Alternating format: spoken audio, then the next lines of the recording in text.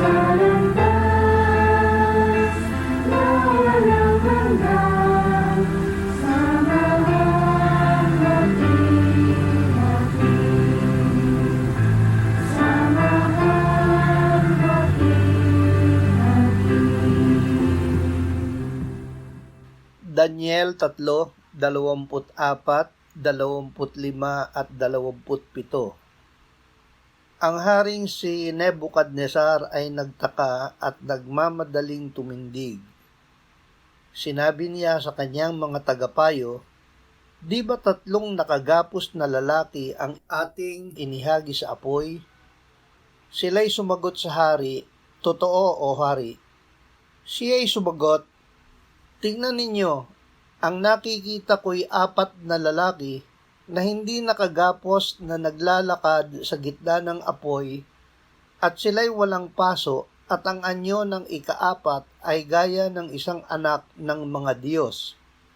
At ang mga tagapangasiwa ng lalawigan, mga kinatawan, mga gobernador, at ang mga tagapayo ng hari ay nagtipon-tipon, at nakita na ang apoy ay hindi nagkaroon ng anumang kapangyarihan sa katawan ng mga lalaking ito. Ang mga buhok ng kanilang mga ulo ay hindi nadarang, ni nasunog man ang kanilang mga suot, ni nag-amoy-apoy man sila. Tinulungan ng isang anghel.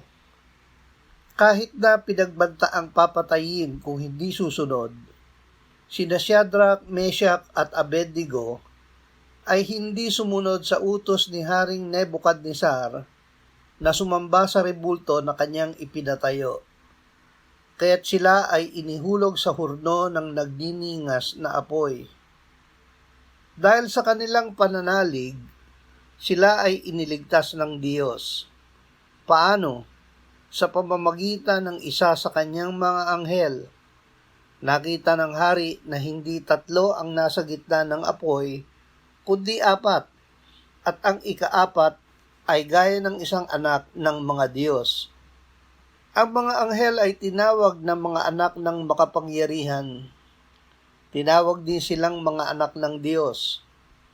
Gayunman sila ay mababa kay Jesus na tanging anak ng Diyos. Ang lahat ng anghel ay mga espiritong binigyan ng Diyos ng banal na gawain na sinugo upang maglingkod sa kapakanan ng mga magmamana ng kaligtasan.